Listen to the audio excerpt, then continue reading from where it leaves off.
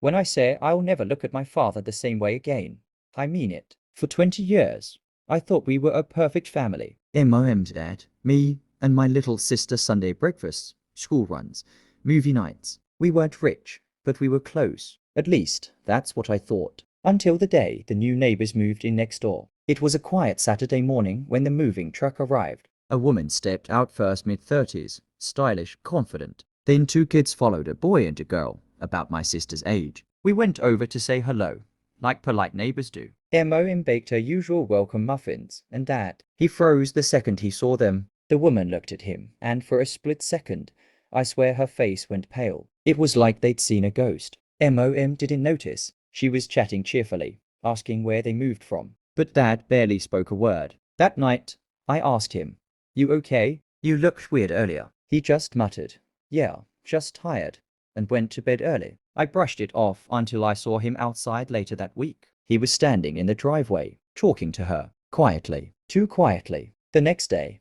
Mom asked if I knew where Dad had gone after work. Apparently, he'd started taking evening walks. Something about the way she asked made my stomach twist. A few days later, curiosity got the best of me. I followed him. He didn't go far. He walked right next door. I hid behind the bushes and watched through the slits in their fence. He knocked once, and the woman opened the door. They didn't shake hands. They hugged. Not a polite, friendly hug. A long, slow one like people who share history. I remember my hands shaking as I recorded a short video on my phone. I didn't even know why. I just needed proof that what I was seeing was real. He went inside. Stayed there for almost an hour. When he came home later, I asked casually, "How was your walk?" He smiled, peaceful. I wanted to throw up. That night, I couldn't sleep. I scrolled through the woman's social media. Her name was Claire Adams. No posts about a husband, just her and her two kids. Then I found something that made my heart stop. She had uploaded a photo from 3 years ago.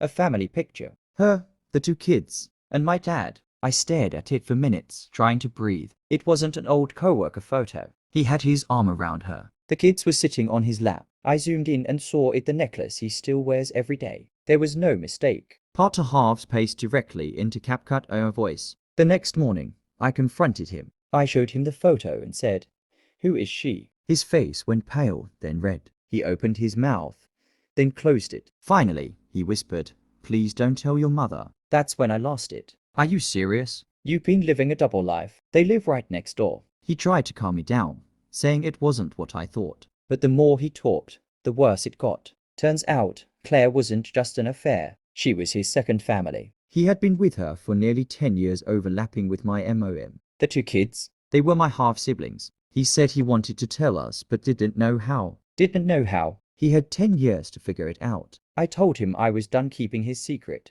I went straight to MOM. She looked at me confused as I handed her my phone with the photo. Her expression changed in slow motion: confusion, realization, then heartbreak. She didn't scream. She didn't cry. She just whispered, "I knew something was wrong." Dad came home later that night to find his suitcase on the porch. Mom didn't say a word. She just closed the door behind him. For weeks, our house felt hollow. Mom barely spoke. My sister cried herself to sleep. And I couldn't stop thinking about the kids next door. It wasn't their fault. They didn't ask to be part of this lie. One afternoon, I saw them playing outside. The little boy waved at me the same smile my sister has when she's happy. It broke me. A few days later, I walked over to their house. Claire answered, looking nervous. She said, "He told you, didn't he?" I nodded. We stood there in silence for a while. Then she said something I'll never forget. "He told me you were a beautiful family." I guess that was his way of keeping both of us. I didn't know whether to cry or scream. Months passed. Dad tried to reach out. He said he wanted to fix things, but there's no fixing something built on lies. Mom filed for divorce quietly. We moved out of that house soon after. I never spoke to him again. Not out of hate, but because every time I looked at him, I saw two lives destroyed by one man's selfishness. But here's the crazy part.